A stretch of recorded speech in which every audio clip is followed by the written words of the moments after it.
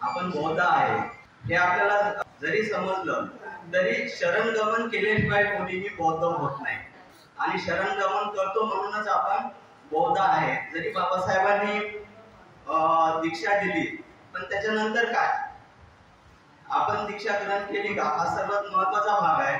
सर्वच लोक बौद्ध धर्माचं आचरण करू शकणार नाही.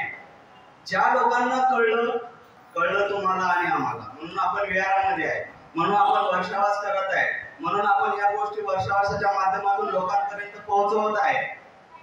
म्हणून आपल्याला कळलं तर ही आपली नैतिक जबाबदारी आहे की यस मला ही गोष्ट कळली, बाबासाहेबांमुळे मला माझं जीवन घडलं गेलेलं आहे, पंचशिलाचं मी आचरण केलेलं आहे, माझं मन बदललेलं आहे, तर आपला कोणीतरी आदर्श घेणार. अन्यथा जर आपण शरणगमन केलं नाही, जर पंचशिलाचं आचरण केलं नाही, जर आपण लोकांना सांगत असू तर आपला आदर्श कोणीही घेणार नाही. म्हणून आपले जे आदर्श आहेत बुद्ध धम्म संघ हे आपले आदर्श आपल्याला केंद्रस्थानी पहिले त्याला आपल्याला फिट करावं लागेल आणि मी बौद्ध आहे याची आपल्याला स्वतःला अणुचाचणी करावं लागेल की खरंच मी बौद्ध आहे का. कारण बऱ्याच ठिकाणी मी बघतोय, बऱ्याच ठिकाणी जातोय, म्हणजे बऱ्याच ठिकाणी माझा स्वतःचा अनुभव आहे की जे स्वतःला बौद्ध मानतात उद्या त्याच दुसऱ्या दिवशी रक्षाबंधनच्या दुसऱ्या दिवशी त्यांचे स्टेटस मला दिसतात. म्हणजे मी बौद्ध आहे का हा सर्वात महत्वाचा प्रश्न आहे. जर मी बौद्ध आहे तर मी शरणगमन केलं आहे का, मी पंचशिलाचं आचरण करत आहे का, हे स्वतःलाच आपण प्रश्न विचारले पाहिजे. आणि बाबासाहेबांनी जो माझ्यावर जिम्मेदारी सोपवलेली आहे ती मी इतरांना सांगत आहे का. जर मी आदर्श बौद्ध एक आदर्श बौद्ध म्हणून जर माझ्यामध्ये निर्मिती होत नसेल तर माझ्या आजूबाजूचे माझे काय आदर्श घेणार आहेत.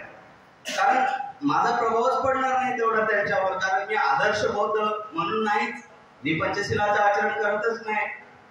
जरी माझ्याकडनं होत नसेल परिपूर्ण फक्त बुद्ध आहे, पण मी त्या मार्गावर मी त्या वाटेवर चालत आहे काय आणि चालत आहे तर माझ्यामध्ये बौद्ध म्हणून काय प्रगती होत आहे, माझं मन बदलत आहे काय, माझं घाण झालेलं मन शुद्ध होत आहे काय, काय मी बौद्ध आहे तर मी मेडिटेशन करत आहे का, कारण बुद्धाचा जन्म मेडिटेशन मधून झाला. तर ह्या सगळ्या गोष्टी आपण आपल्याला विचारल्या पाहिजे की मी बौद्ध आहे तर खरंच मी 20 मिनिटासाठी ध्यान साधना करत आहे का.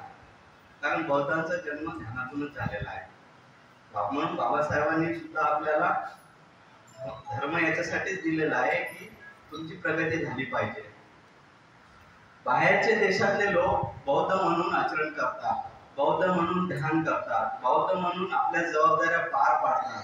तर बौद्ध म्हणून आपली काय जबाबदारी आहे आणि माझं काय समाजाला देणं आहे, मला एवढंच इथं सांगायचं आहे की जर मी बौद्ध आहे तर मी शरणगमन केलं आहे का, माझी दीक्षा झाली आहे का, मी बौद्ध धर्माच्या म्हणजे बुद्ध धर्म संघानुसार माझं आचरण चालू आहे का.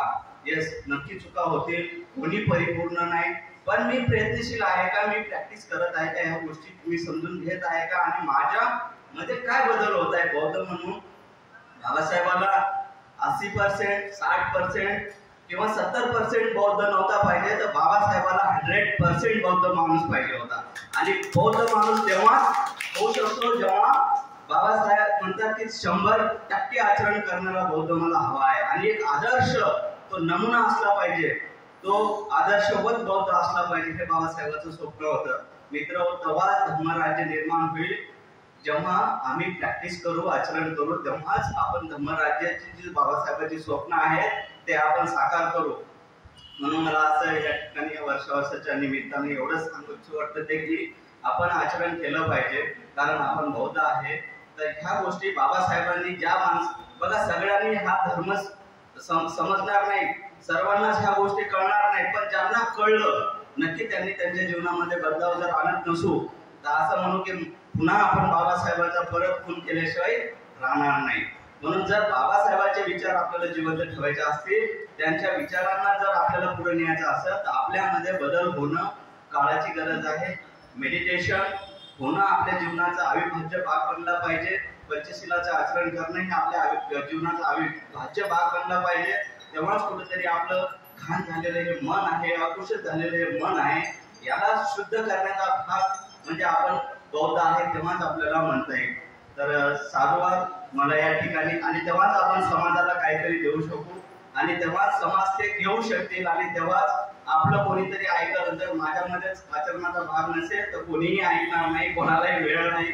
कारण बौद्धिक लेवलला जर किती कोणाला ज्ञान असेल, 3 तास जरी लेक्चर दिलं असेल, पण प्रॅक्टिकल रित्या जर एक शिलाचं जर तो माणूस पालन करत नसेल तर काही अर्थ नाही त्या गोष्टीला. म्हणून त्याचा जर आदर्श समाज जर आपल्याला निर्माण करायचा असेल तर आदर्श बौद्ध म्हणून आपल्याला पहिले निर्माण व्हावं लागेल. आपल्याला शरणगमन करावं लागेल, तेव्हाच आपण बुद्ध धर्म संघाला शरण गेल्याशिवाय दीक्षा घ्यावं लागेल. बुद्ध धर्म काय आहे, बुद्ध काय, धर्म काय, संघ काय आहे, यांचं प्रॅक्टिस आपल्याला कशी करायची, ह्या गोष्टी त्यावेळेस आपल्याला समजतील आणि त्यावेळेस आपल्या आजूबाजूचे आपला आदर्श घेतील, त्यावेळेस आपल्या घरचे लोक आपला आदर्श घेतील. आजकाल घरचं कोणीच ऐकत नाही, याला लय समजलं म्हणतात, कारण ते प्रॅक्टिस करत नाहीत म्हणून आपलं कोणी ऐकत नाही. पण खरंच जर आपलं ऐकतील तेव्हाच ऐकतील जेव्हा आपण ग्रहणशील असू, जेव्हा आपल्यामध्ये मैत्री असेल, जेव्हा आपल्यामध्ये करुणा निर्माण होईल. ह्या गोष्टी कुठून येणार आहेत? ह्या गोष्टी ध्यानाच्या माध्यमातून येणार आहेत. म्हणून आनापानसती ही आपली एकाग्रता वाढवते आणि मैत्री भावना या आपल्या भावनेचा विकास करते आणि आपल्यामध्ये जी मैत्री आहे ही आपण करुणावान बनतो. म्हणून या 2 ध्यानाचा आपण प्रॅक्टिस केली पाहिजे. बौद्धांनी तर नक्कीच केलं पाहिजे, कारण बौद्ध धर्म हा सांगण्याचा नसून हा आचरणाचा भाग आहे आणि तो आपण आचरण केलं पाहिजे. तर साधुवाद आयरेजी, मला तुम्ही या ठिकाणी संधी उपलब्ध करून दिली. मी माझं मनोगत मांडलेलं आहे, जे मला वाटलं ते मी बोललेलं आहे. थँक्यू, धन्यवाद.